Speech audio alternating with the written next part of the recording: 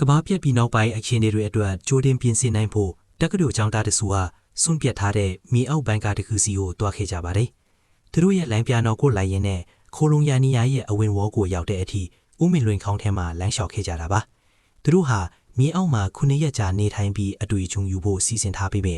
လေးလံလာတဲ့တကားကြီးသူတို့နောက်မှာပိတ်သွားတဲ့နောက်မှာတော့သူတို့မတိလိုက်ပဲတေးမင်းတမျှကြောက်စရာကောင်းတဲ့ကြောင်နဲ့ကျွဲ့ကစားပွဲကြီးကစတင်သွားခဲ့ပါပြီ။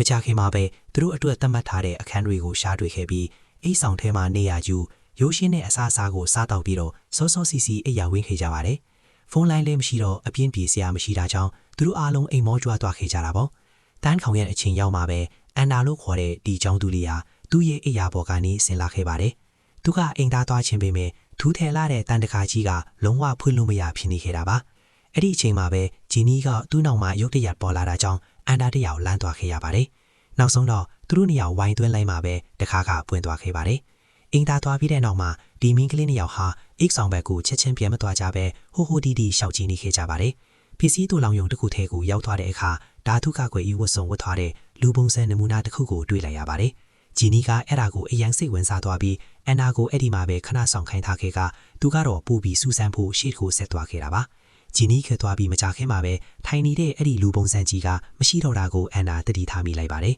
။တစ်ချိန်တည်းမှာပဲဂျီနီလည်းတိတ်မဝေးသေးခင်မှာပဲသူ့နောက်ခါနေတယောက်လိုက်လာသလိုခံစားလိုက်ရပါတယ်။သူလှည့်ကြည့်လိုက်တဲ့အခါချန်စီယိုးနောက်မှာရက်နေတဲ့ကြောက်စရာကောင်းတဲ့တားတဲ့သမားကြီးတယောက်ကိုတွေ့လိုက်ရတာပါ။သူလည်းကြောက်လန့်နဲ့အလိုထပ်ပြီးပါတော့တယ်။သူဟာနိုင်ရန်ကအပေါက်တစ်ခုစီကိုပြေးဝင်ပြီးခုံချလိုက်ပေမဲ့သူရောက်သွားတဲ့နေရာကလမ်းပိတ်နေတဲ့နေရာတစ်ခုဖြစ်နေခဲ့ပါတယ်။ရှေ့ဆက်တိုးစရာလမ်းမရှိတော့တာကြောင့်ဒီမင်းကြီးဟာအဲ့ဒီအပေါက်ပိတ်မှာပဲပုံနီရဲ့သူ့ရဲ့ကံကြမ္မာပါဖြစ်လာမလဲဆိုတာကိုစောင့်နေရပါတော့တယ်